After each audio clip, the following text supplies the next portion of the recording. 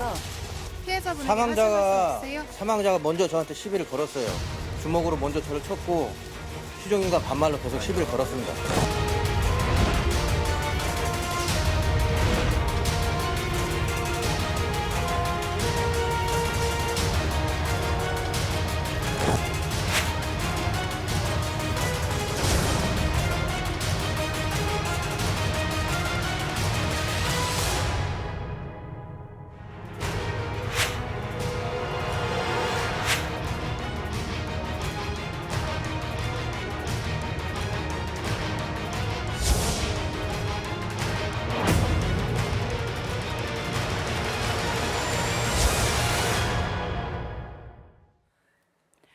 지난주 몸통만 남은 시신이 한강에서 발견됐다는 뉴스에 많은 분들이 놀라셨을 겁니다. 이후 신체 부위가 추가로 발견이 되더니 지난 주말 39살 피의자가 경찰에 자수했고 어젯밤 구속됐습니다. 범행 수법이 워낙 잔혹한데 이 피의자는 일말의 반성도 없이 피해자에 대해 막말을 쏟아내기도 했죠. 상식적으로 설명되지 않는 부분들이 아직 많아 보입니다. 오늘 이슈 완전 정복 임방글 변호사와 자세히 알아보겠습니다. 어서 오세요. 안녕하세요. 자, 이게 이 가양대교랑 방화대교 사이, 그러니까 이 공항철도가 한강을 건너는 그 마곡철교 남단 부근에서 시신이 발견된 게 처음 시작이었죠. 그렇죠. 8월 12일 오전 9시 15분경이었는데요. 한강 순찰대가 발견을 했습니다. 고양시, 경기도 고양시 말씀하신 한강 마곡철교 남단 부근에서 네네. 표류 중인 시신, 그러니까 신체의 일부였죠. 시신을 발견을 했습니다. 시신은 이제 몸통이었기 때문에 피해자의 신원이 누군지는 확인하기 좀 어려웠죠. 네. 그래서 초반에는 이 사망 원인도 미상으로 나오고 네. 또 뭐 신원 확인도 지문이 없어서 어려웠던 거죠. 그래서 이 사건이 미궁에 빠지는 거 아닌가 뭐 이런 우려도 나왔었어요. 네, 그랬는데 16일 오전에 또 16일 오전 10시 40분에 또 이 남은 시신을 수색하던 경찰이 한강 행주대교 남단 약 500m 지점 물가에서 나머지 시신 또 일부를 찾았습니다. 네네. 오른쪽 팔 부분이었는데요.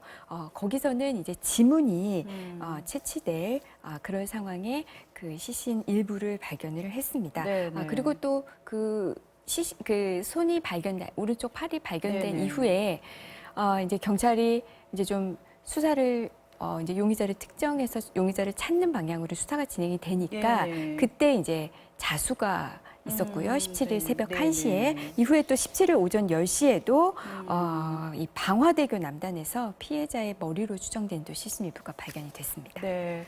그러니까 이렇게 신체 부위가 계속 발견이 되면서 네. 뭔가 수사가 탄력이 붙고 언론 보도도 점점 많이 나오고 하니까 아마도 그 피의자가 자수를 한 게 아닌가 싶은데 좀 상당히 급박하게 돌연히 자수를 해왔어요. 그렇죠. 처음에 이제 몸통 부분만 발견됐을 때는 아직 피해자도 안 나오고 저는 약간 말씀하신 것처럼 좀 수사가 미궁이었는데 네. 오른쪽 팔 특히 지문이 이제 확보가 되면서 이제 좀 수사가 급물살을 탔습니다. 여기에 부담을 느낀 이 피의자가 네. 서울 서울 종로경찰서에 자수를 했고요. 근데 제일 처음에 그 시신 일부가 발견된 게 고양이였잖아요. 네네. 그래서 관할이 고양서였습니다. 그래서 고양서로 압송을 했고요. 수사 끝에 구속영장 신청해서 네. 이제 어제 구속이 됐죠. 도대체 이렇게 끔찍한 살인을 저지른 그 동기는 뭐였다고 진술했습니까? 그렇죠. 지금 굉장히 이 시신을 유기하고 이런 방법이 굉장히 끔찍하잖아요. 네네. 살해 동기가 이제 관심이 갈 수밖에 네네. 없는데 이 범행 동기는 이렇습니다. 우선 피해자는요 모텔 손님이었고요. 피의자는 이제 모텔 종업원이었습니다. 서울 구로구에 있는 한 모텔이었는데요. 네. 이 모텔에 피해자가 와서 우선 이 피의자에게 뭐 반말을 먼저 하고 뭐 이렇게 시비를 걸었다고 합니다. 이제 주장입니다. 네네. 그러면서 모텔비를 주지 않으려고 했다라는 거예요. 그러면서 이제 좀 서로 이게 옥신각신 이야기가 있었겠죠. 네. 그러자 이제 여기에 불만을 품은 피의자가 피해자가 잠들어 있는 방에 보조키를 열고 들어가서 둔기로 살해를 한 다음에 자신이 생활하던 모텔방에 시신을 며칠 동안 뒀다고 합니다. 그러니까 이 종업원이 모텔에 기거를 하면서 그렇죠. 거기서 일을 하는 그런 예, 맞습니다. 사람인 거죠. 그러나 이제 좀 냄새도 나고 주변에서 뭔가 이상한 낌새를 예. 눈치챘겠죠. 그러니까 더 이상은 숨기기 어렵다고 판단을 하고는 이 시신을 손괴한 다음에 그 다음에 12일 새벽에 본인이 이제 한강을 오가면서 시신을 손괴한 시신을 이제 여러 곳에 유기한 것으로 지금 현재 진술을 하고 있습니다. 네. 경찰은 이 진술을 듣고 이 피의자가 범행에 사용했던 흉기도 지금 압수한 상태라고 합니다. 네. 아까 그 모텔비를 안 줬다라고 강한 불만을 표시했다고 하는데 이 모텔비 얼마인가 봤더니 지금 4만 원에 불과합니다. 이게 참 인명경시 풍조 또 이렇게 분노를 고스란히 상대에게 쏟아내는 이 세태가 좀 너무 심각한 것 아닌가 이런 우려가 드는데요. 그렇죠. 피의자가 지금 범행 동기로 이야기한 게 아까 모텔비 4만 원밖에 되지 않습니다. 그러면서 또 이야기하는 게 먼저 나에게 반말을 했고 먼저 나를 주먹으로 쳤다. 그래서 본인이 먼저 공격을 당했다라는 점을 항변을 하고 있지만 과연 그게 우리가 사람을 죽이기까지 이 살인의 동기로 보기에 충분한가 우리가 좀 의구심이 들죠. 네. 그래서 지금 그래서 범행 동기가 정말 이것만 있는 것이냐. 네, 네. 왜냐하면 범행 방법이 그렇죠. 너무 잔혹하니까. 뭐 어떤 충분한 살인 동기라는 건 사실 있을 수 없겠지만 그렇죠. 어마어마한 원한이 있지 않겠느냐 뭐 이런 사실 추측들을 했는데 그렇죠. 원한이 있는 예. 범행이 아니겠냐 싶었는데 이 정도의 동기로 이렇게 끔찍한 살인을 저질렀느냐 지금 아직 일반인들이 납득할 수 없는 네. 그런 지금 동기를 주장하고 있습니다. 예. 그 아까 말씀하신 먼저 시비를 걸었고 먼저 쳤다 이렇게 주장한 건 나름 뭐 정당방위다 이렇게 항변을 하려는 것으로 보이는데 좀 변호사님 보시기에 이게 정당방위라는 부분이 참작이 되겠습니까? 우선 이제 법률적인 용어로 정당방위가 성립될 여지는 없습니다. 네. 정당방위가 되려면요. 우선 요건이 이제 몇 가지가 있는데 우선 우리나라에서 정당방위 인정되기는 쉽지 않습니다. 굉장히 엄격하게 인정을 하는데요. 그 중에서도 이제 가장 대표적으로 그 성립될 수 있는 요건이 네. 현재 부당한 침해입니다. 현재. 그러니까 내가 지금 현재 어떤 침해를 받고 있거나 다른 사람이 현재 어떤 부당한 침해를 받고 있는 상황이어야 네. 되는데 지금 이 피해자가 주장하는 피해자가 나에게 먼저 주먹으로 치고 나에게 시비를 걸었다라는 그 침해는 이미 종료가 됐거든요. 종료가 되고 피해자는 자기 방에서 자고 있는데 기다렸다가 흉기를 들고 안에 들어간 거거든요. 네. 이 침해의 현재성이 전혀 없습니다. 물론 침해 현재성이 있다 하더라도 그렇게 주먹으로 친 정도를 살인으로까지 이어졌을 때 우리는 이것과 정당방위 인정하지 않거든요. 네. 상당성이 없습니다. 네. 그래서 이제 정당방위가 성립될 여지는 전혀 없고요. 그러면 내가 이렇게 살인하는데 어떻게 참작할 만한 동기가 있다. 예를 들어서 이렇게 나에게 부당하게 해서 내가 그래서 살인을 한 거다. 그러니까 살해 동기에 참작할 만한 사정이 있다라고 보기에도 역시 부족합니다. 왜냐하면 아까 말씀드린 대로 네. 이게 이미 치매가 한번 끝났기 때문이에요. 네. 이거는 순전히 보복의 감정이거든요. 네, 물론 네. 앙심을 품고 있다가 그렇죠. 나중에 가서 한 이것도 거죠. 전부 다 이제 예. 지금 피의자의 주장입니다. 주장에 네. 의한다 하더라도 이건 순수한 보복심, 어떤 안가품 이런 것밖에 없기 때문에 이게 살해의 동기를 참작되기에는 좀 어려워 보입니다. 네, 또 더 섬뜩한 것은 이 어제 영장 실질 심사 받고 나오면서 네. 그때까지도 이 피해자에 대해서 아주 막말을 쏟아냈다는 거예요. 아마 그걸 보신 시청자분들도 많이 충격을 받으셨을 네. 거예요. 보통 이렇게 끔찍한 살인, 우발적이던 계획적인 살인을 저지르고 이제 검거가 된 다음에 카메라가 오면은 뭐 죄송합니다. 네. 이과직에게 잘못했습니다. 뭔가 이런 이야기를 하고 왜냐하면 앞으로 재판이 예정되어 있기 때문에 이렇게 네. 얘기하는데 너무도 당당하게 이야기를 했거든요. 정말 제 입으로 말하기도 좀 끔찍한데 네, 뭐 네. 피해자에게 할 말이 없느냐 했더니 다음 생에 또 그러면 또 나는 똑같은 일을 하겠다라는 취지의 이야기를 했어요. 네. 그래서 이제 일각에서는 자 범행 동기 지금 피의자가 이야기하는 범행 동기 잘 설득 이해가 되지 네, 않습니다. 네. 범행 지금 결과를 네. 보면 거기에 이렇게 검거된 이후에도 다른 피의자들과는 다른 여전히 오히려 지금 이런 발언을 하면 본인이 더 엄하게 네, 처벌받을 네. 가능성이 큰데 반성의 여지가 전혀 네. 없으니까요. 그런데도 이런 말을 내뱉은 거. 적개심을 너무나. 그렇죠. 그러니까 혹시 이 사람이 혹시 정신병력을 네, 확인해봐야 네. 되는 거 아니냐라는 목소리가 있고요. 그래서 경찰 역시 지금 이 피해자의 정신병력을 확인해볼 예정이라고 합니다.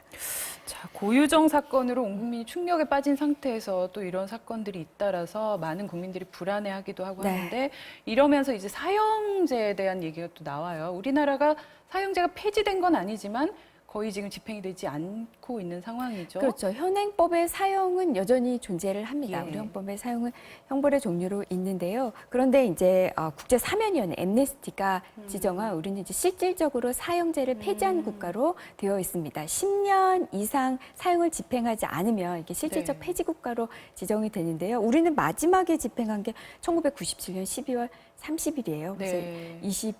22년 가까이 이렇게 되니까 실질적 사형제 폐지 국가에 해당하는데요. 그런데 워낙 요새 이제 끔찍한 사건이 네네. 많고 특히 인명명식 진짜 동기를 우리가 절대 이해할 수 없는 네. 그런 살인 사건이 일어나다 보니까 이제 많은 국민분들께서 우리도 사형을 집행해야 되는 예. 거 아니냐. 근데 현실적으로 가능합니까? 지금 이런 잔혹 범죄에 대해서 사형 선고와 집행? 지금 사형 선고는 현재도 이루어지고 있죠. 네네. 지금 가장 최근을 볼까요? 그럼 대법원에서 사형 선고가 확정된 걸 보면은요. 예전에 2014년에 네. 육군 22사단에서 총기 난사에서 5명이 네네. 사망한 좀 끔찍한 사건이 있었죠. 그때 그 임모병장 대법원에서 사형 확정 판결을 받았습니다. 그러니까 아직 사형 선고는 지금도 이루어지고 있습니다. 네. 비록 5년 전이지만 그럼 이 대법원에서 사건이나 고유정 사건 같은 경우도 어떻게 사형 선고, 구형과 선고의 가능성이 좀 있을까요? 우선 우리나라가 지금 사형 선고는 가능하지만 네. 집행을 지금 계속하고 있지 않다는 네네. 말씀 드렸고요. 집행은 쉽지 않을 것 같습니다. 지금 문재인 대통령이 대선공약도 사형 폐지였거든요. 네. 국회에서도 그렇고 또 인권단체에서도 그렇고 사형 폐지를 많이 이야기하고 있기 때문에 집행은 쉽지 않을 것 같고요. 그럼 사형 선고는 가능하냐? 사형 선고도 말씀하신 대로 양형 기준을 2014년에 좀 봐야겠죠. 네, 대법원에 있었던 것처럼 사형 선고 가능한데 굉장히 엄격하게 합니다. 우선 지금 보면 굉장히 인명 경시 범죄에 2명 이상을 살해하고 뭔가 네. 이렇게 굉장히 양형 기준, 대법원의 양형 기준이나 판례로 봤을 때도 사형을 선고하는 것은 굉장히 이제 좀 엄격한 기준에서 하는데요. 최근에 사형이 선고된 걸 보면은 이영학 사건 많이 기억하실 네. 거예요. 자신 딸의 친구, 여중생을 성적으로 학대하고 살해하고 게다가 시신을 유기까지 한 이런 범죄에서 1심에서 사형이 선고가 됐는데요. 네. 항소심에서 이게 또 무기징역으로 감형이 됐어요. 이런 점을 본다면은 역시 사형 선고 쉽지 않구나 또 생각이 네. 드실 거예요. 가깝게는 김성수 기억하실 겁니다. 네. 이것도 그 PC방 그 종업원을 또 끔찍하게 살해한 사건인데요. 이거는 검찰은 사형을 구형을 했지만 법원에서는 이 사람이 예전에 가정폭력, 학교폭력으로 네. 이제 불안에 시달린 점, 또 전과가 없는 점 이런 점들을 감안해서 무기징역도 아닌 징역 30년을 선고를 했습니다. 그러니까 네. 사형 선고가 법원에서는 좀 굉장히 엄격하게 네. 적용한다 이 점을 아시면 될 것 같습니다. 알겠습니다. 자, 저희가 앞서 오늘 신상공개위원회를 열어서 피해자 신상공개 여부가 결정된다고 말씀드렸는데 일단은 회의가 취소됐다는 소식 전해드립니다. 지금까지 임방글 변호사와 함께했습니다. 말씀 감사합니다. 고맙습니다.